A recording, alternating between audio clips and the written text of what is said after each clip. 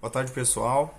Então, continuando o nosso estudo sobre a carta de Paulo aos Efésios, né? Ontem nós aprendemos sobre a questão da estrutura da cidade, do contexto histórico da cidade, de como funcionava a cidade.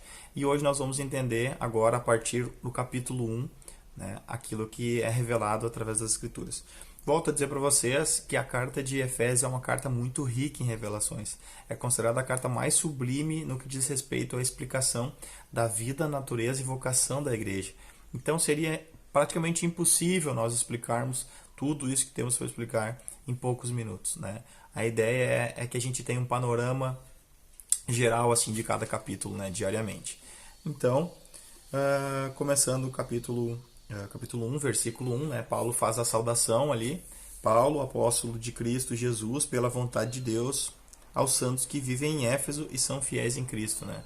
Olha que interessante, Paulo ele fala dessas pessoas que estão em Éfeso, mas também estão em Cristo, né? Isso nos mostra duas coisas. A primeira é que nós estarmos em Éfeso, ou nós estarmos em Triunfo, ou no Brasil, ou nesse local geográfico, nós temos as nossas responsabilidades, nós somos cidadãos desse lugar. Mas também isso não exime o fato de que nós devamos ser infiéis a Deus, né? Nós estamos aqui, devemos cumprir as nossas obrigações como cidadãos aqui, mas nós somos fiéis ao reino de Deus. Nós somos fiéis à nossa pátria, né? Depois ele continua falando ali sobre, lá no versículo 3, do versículo 3 ao versículo 14, é considerado um louvor, uma canção. Paulo está bem dizendo a Deus. E nessa canção, olha que interessante isso.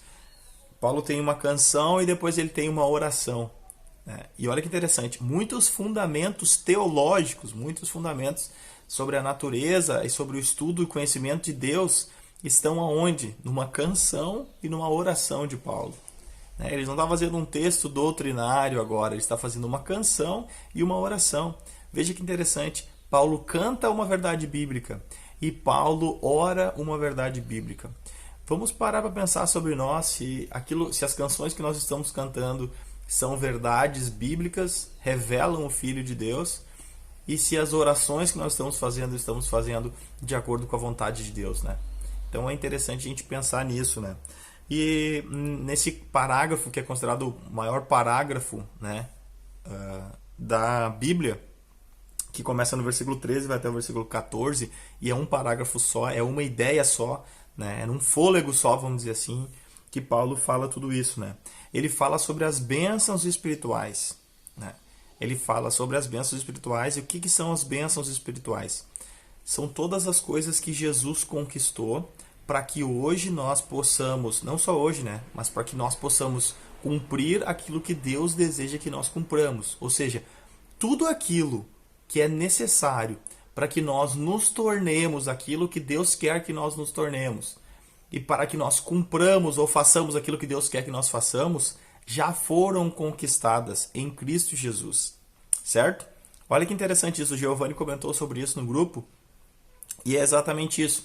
Aqui ele elenca 5 bênçãos espirituais nas regiões celestiais, coisas que Cristo já conquistou para que nós possamos cumprir o propósito de Deus. E quais são essas 5 bênçãos? 5 bênçãos. A primeira, no versículo 4, diz assim, ó: antes da fundação do mundo, Deus nos escolheu. Primeira bênção espiritual, eleição. Nós somos escolhidos antes da fundação do mundo.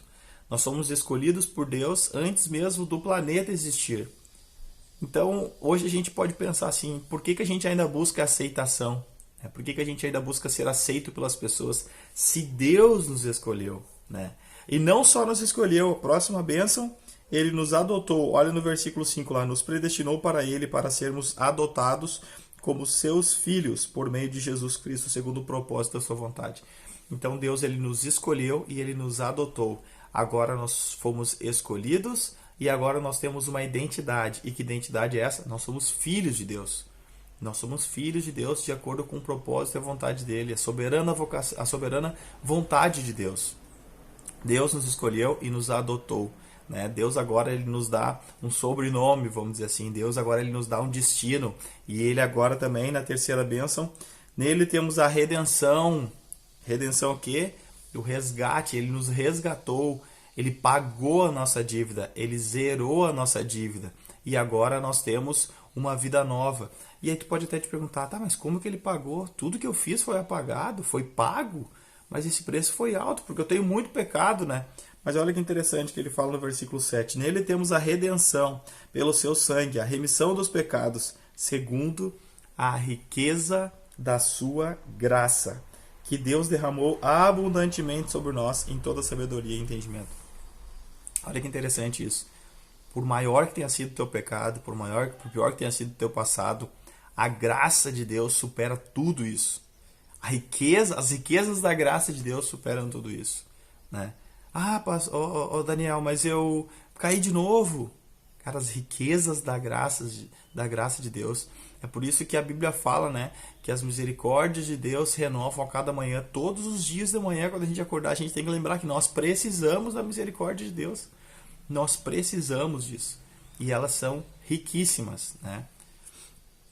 Então, continuando, essa é a terceira. Então, a primeira é a eleição, a segunda, a adoção e a terceira, a redenção. Nós somos escolhidos, nós somos adotados e nós somos redimidos. E agora a quarta bênção, versículo 9. Ele nos revelou o mistério da sua vontade. Revelação da vontade de Deus é a quarta bênção espiritual. Porque agora nós não andamos mais vacilantes sem saber para onde ir. Nós temos agora um alvo. Lembra que às vezes a gente comenta sobre errar o alvo, né? Sobre amartia, que significa a palavra original que significa pecado, né? Errar o alvo. Por quê? Porque agora em Cristo nós temos a revelação da vontade de Deus. Então agora nós podemos andar de acordo com essa revelação. Olha só, vamos lá de novo. Nós fomos escolhidos, nós somos adotados e nós fomos redimidos. Ponto. Ele nos escolheu, nos adotou, nos chamou de filhos. Depois ele disse assim, cara, todo o teu passado agora eu pago e agora tu vai começar de novo. Tá, mas eu começo de novo para onde? Agora ele faz o quê? Quarta bênção. Ele nos mostra a direção, ele nos mostra o caminho. E que caminho é esse? Sejamos parecidos com Jesus. O propósito eterno de Deus, ter uma família de muitos filhos semelhantes a Jesus, né? Então isso é o que ele nos mostra agora. Vocês têm um alvo a ser alcançado. Vocês vão caminhar para esse alvo. Então a gente pensa assim, bom, não tinha motivo nenhum para ele me escolher. Ele escolheu. Não tinha motivo nenhum para ele me adotar. Me adotou. Ainda assim ele pagou minha dívida. Pagou. E agora ele está me mostrando como andar. Está te mostrando onde tem que andar. E agora, principal de tudo, no final, lá nos versículos 13 e 14, né? Diz assim, ó, nele também vocês, depois que ouviram a palavra da verdade, o evangelho da salvação, tendo nele também crido, receberam o selo do Espírito Santo da promessa. O Espírito é o penhor da nossa herança, até o resgate da sua propriedade em louvor da sua glória. Aqui não está falando sobre a manifestação dos dons do Espírito Santo, certo? A gente vai falar sobre isso, sobre os ministérios aqui, depois. Mas aqui não está falando sobre a manifestação dos dons do Espírito Santo. Aqui está falando sobre o Espírito Santo como um dom. Então vamos de novo. Deus, ele nos escolheu, nos adotou, nos redimiu, mostrou o caminho, revelou a sua vontade e agora ele está nos dando o quê? O Espírito Santo, que é aquele que vai nos guiar para que a gente atinja essa vontade. Já parou para pensar? A Bíblia diz que todos nós estávamos mortos em delitos e pecados. Deus vai lá, nos pega e nos dá vida nova. Ele nos mostra o caminho, nos mostra que nós somos amados, que nós somos adotados. Não há espaço para rejeição aqui. Nós não precisamos mais lutar para ser aceito por ninguém, porque além de aceito, nós somos escolhidos. Nós somos escolhidos e adotados. Amém? Depois, né, Paulo fala o seguinte, o Giovanni pediu a explicação, lá, uma ênfase nos versículos 13 e 14, né? Toda vez que a gente fala do Espírito Santo, a tendência de muitas pessoas é pensar no quê? Na manifestação do poder. Lá em Atos 2, lembra do dia de Pentecostes? Lá foi o cumprimento da profecia de Joel 2, né? Que ó, houve manifestação, profetizaram e falaram em novas línguas e tal.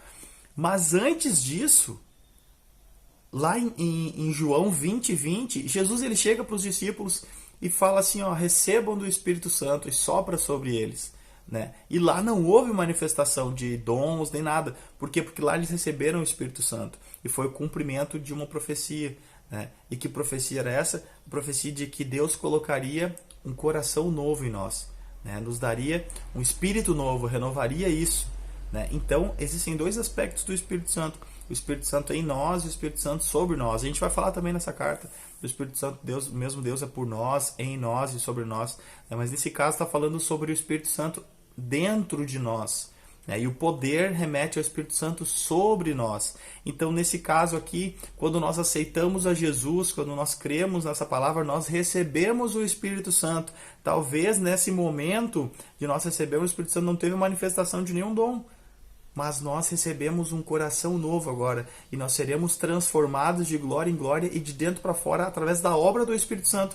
Então, qual é o nosso papel? Se Deus escolheu, Deus nos adotou, Deus nos pagou a dívida, Deus nos mostrou o caminho e Deus está trabalhando, qual é o nosso papel? Nos diminuir, né? Dar espaço para que o Espírito Santo faça a obra, para que o Espírito Santo trabalhe. E olha que interessante, na oração de Paulo, a partir do versículo 15, ele diz assim, ó: por isso também eu, tendo ouvido a respeito da fé que vocês têm no Senhor Jesus e do amor para com todos os santos, não cesso de dar graças por vocês, mencionando nas minhas orações. Olha o versículo 17, que interessante. Peço ao Deus de nosso Senhor Jesus Cristo, o Pai da glória, que conceda a vocês. Paulo ora pela igreja de Éfeso e ele não pede mais poder para a igreja, porque ele sabe que o poder total foi derramado através de Jesus Cristo. Ele não pede mais algo, mas ele pede para que nós agora, olha só interessante, para que conceda a vocês espírito de sabedoria e de revelação, no pleno conhecimento dele. Depois ele continua dizendo assim, ó: peço que ele ilumine os olhos do coração de vocês para que saibam qual é a esperança da vocação de vocês. O que Paulo está dizendo? Eu peço para que Deus lhes dê espírito de sabedoria e de revelação. O que são espírito de sabedoria e de revelação? Lembra? Revelação, Deus agora nos revela qual o seu propósito, qual a intenção do seu projeto. E sabedoria, agora ele nos dá a sabedoria de como nós nos encaixamos nisso. Né? Através do Espírito de Revelação ele nos mostra o que ele está fazendo, né? Traduzindo ou simplificando, Deus nos mostra aquilo que ele está fazendo através do Espírito de Revelação, e a sabedoria agora é como nós nos tornamos participantes disso. E Paulo diz assim, ó: peço que os olhos de vocês, os olhos do coração de vocês sejam iluminados, né? Muitas pessoas chamam isso de visão aberta, para que Deus ele conceda à igreja tudo aquilo que Paulo explicou antes. Tudo aquilo que Paulo engrandeceu a Deus, ele pede agora para que Deus revele isso à igreja, para que Deus abra os olhos da igreja, para que a igreja consiga entender isso, né? Então pensa comigo, Paulo ele revelou bênçãos espirituais nas regiões celestiais, porém ele ora para que Deus dê essa revelação à igreja, para que a igreja agora consiga ver a revelação que Deus deu a Paulo e consiga entender a esperança da sua vocação. E o que é vocação? Nós, como filhos de Deus, nós temos a nossa identidade tanto como indivíduos, identidade de filho, como agora coletivo, né? Então, nós temos a nossa vocação de filhos e nós temos a nossa vocação como igreja. Como igreja, nós somos uma família de Deus. E como cada indivíduo, cada um de nós tem um propósito específico, um projeto específico de vida, né? Um projeto que Deus tem de vida para cada um de nós. Certo? Indo adiante, né, a gente está passando do tempo já. Lá no final, pessoal, diz assim, ó, no versículo 22, diz assim, ó: e sujeitou todas as coisas debaixo dos pés de Cristo, e para ser o cabeça sobre todas as coisas, o deu à igreja, a qual é o seu corpo, a plenitude daquele que a tudo enche em todas as coisas. Olha que interessante, Paulo aqui está falando que a igreja é a plenitude de Deus, a plenitude de Cristo. Ou seja, agora Cristo é o cabeça da igreja. Por que ele está falando que a igreja é a plenitude de tudo, plenitude das coisas, né? Porque Jesus ele começou uma obra, né? E agora Deus ele pegou e entregou Jesus à igreja, para que através disso, através do Espírito Santo na vida de cada pessoa, o corpo místico de Cristo seja formado, né? Então cada um de nós representa uma parte do corpo, né? Nós como igreja, nós vamos alcançar lugares onde Jesus não alcançou, né? Aquilo que Jesus fala assim, ó: se vocês creem em mim, vocês vão fazer as mesmas obras que eu faço e vão fazer maiores ainda. Por que ele fala isso? Porque agora nós não somos um só, assim como ele era, né? Agora nós temos o Espírito Santo dentro de cada um de nós, e nós agora podemos multiplicar isso através da graça de Jesus, através da graça de Deus. O Espírito Santo pode ser derramado em todas as pessoas que acreditam e creem em Jesus, para que essa igreja aumente e atinja todas as esferas da sociedade. Então, entenda isso. É o que Paulo está explicando para nós. Tudo que você precisa para cumprir o teu propósito, para se tornar aquilo que Deus disse que tu vai te tornar e para fazer aquilo que Deus disse que tu vai fazer, já foi conquistado em Jesus. O que nós precisamos entender e precisamos orar agora é para que nós venhamos a ver isso. Nós venhamos a entender que tudo aquilo que nós precisamos já está em Cristo Jesus. Então te aconselho e te encorajo, quando tu orar, pede para que o Espírito Santo, o que é o Espírito Santo? O dom do Espírito Santo é aquilo que nos leva a cumprir esse propósito. Então nas tuas orações, entrega isso, diz assim: Espírito Santo, eu quero conhecer mais sobre a vontade de Deus, mostra-me a vontade de Deus e me ensina como eu devo agir ou como eu devo entender, né? Me mostra mais, eu quero conhecer mais sobre a vontade de Deus, eu quero conhecer mais sobre quem é Jesus. Esse deve ser o nosso pedido, essa deve ser a nossa oração. Amém? Espero que tu tenha sido edificado por esse vídeo, ele ficou um pouco mais extenso que o outro, mas porque tem bastante coisa, então prometo que nos próximos vídeos eu vou fazer menores, certo? Deus abençoe e tchau, tchau.